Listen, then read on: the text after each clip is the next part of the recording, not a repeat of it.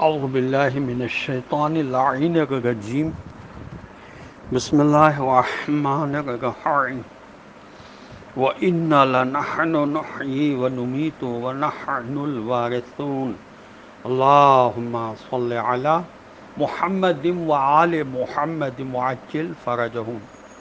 السلام علیکم ورحمۃ اللہ وبرکاتہ۔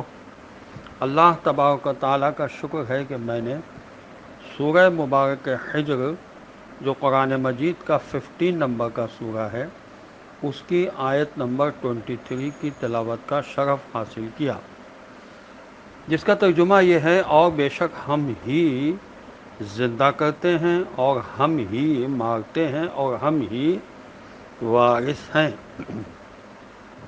زمین و آسمان سے وسائل حیات فراہم کرنے کا یہ مطلب نہیں کہ زندگی کا ان پر انحصار ہے، بلکہ فی الواقع زندگی دینے والے ہم ہی ہیں۔ یہ خداوند عالم ارشاد فرما رہا ہے ان وسائل حیات کو بھی ہم ہی فراہم کرتے ہیں، پھر جن کو ہم زندگی دیتے ہیں ایک مقررہ مدت کے لیے دیتے ہیں، اس کے بعد انہیں موت کی آغوش میں چلے جانا ہے۔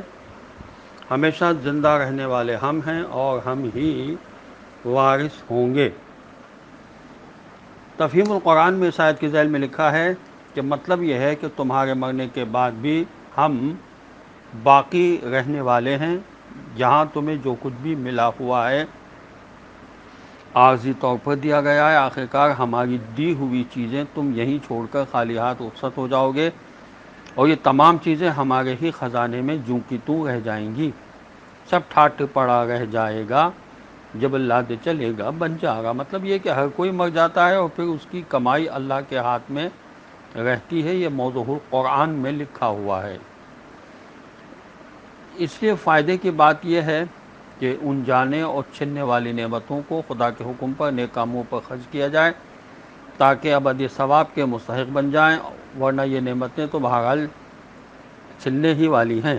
نہج البلاغہ میں حضرت امیر المومنین حضرت علی بن ابی طالب علیہ الصلوۃ والسلام کا یہ ارشاد لکھا ہوا ہے کہ اولاً تو یہ تمہارا مال و دولت ہمیشہ باقی نہ رہے گا، اور اگر بفرض محال یہ مال رہ بھی گیا تو تم خود اس کے لیے کہاں باقی رہو گے۔ نہج البلاغہ میں حضرت امیر المومنین علیہ السلام کا یہ فرمان بھی لکھا ہوا ہے کہ جب کبھی شہر کوفہ میں داخل ہوتے اور اس دوران قبرستان آتا تو اہل قبور سے مخاطب ہو کر فرماتے: اے اہل قبور، دنیا کا حال تو میں تم کو بتاتا ہوں، آخرت کا حال تم مجھے بتاؤ۔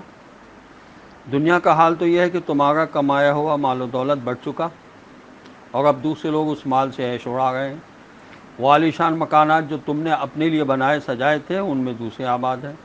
تمہاری خوبصورت بیویاں اب دوسروں کے آغوش میں ہیں۔ یہ تو رہا دنیا کا حال، اب تو وہاں کا حال سناؤ۔ پھر آپ اپنے اصحاب سے مخاطب ہو کر فرماتے کہ یہ سارے کے سارے قبر والے تم سے صرف ایک بات کہہ رہے ہیں: فَتَزَوَّدُوا إِنَّ خَيْرَ الزَّادِ التَّقْوَىٰ، یعنی آخرت کے لیے سامان فراہم کر لو، اور بہترین سامان تو یقیناً تقویٰ یعنی فرائض الہیہ کو ادا کرنا اور خدا کی ناراضگی کے کاموں سے بچنا ہے۔ تفسیر روح البیان میں یہ بھی لکھا ہے کہ خدا کے فرمانے کا مطلب یہ بھی ہے کہ ہم دلوں کو اپنے انوار کے ذریعے تازگی بخشتے ہیں اور دلوں کی برائی کو مجاہدے کی آگ سے مٹاتے ہیں۔ یہ مطلب بھی لکھا گیا کہ اپنی اطاعت کے ذریعے ہم تمہیں زندہ کرتے ہیں اور بری خواہشوں کی پیروی کرنے والوں کے دلوں کو ہم مار دیتے ہیں۔ آداب سفر کے سلسلے میں گفتگو جاری تھی۔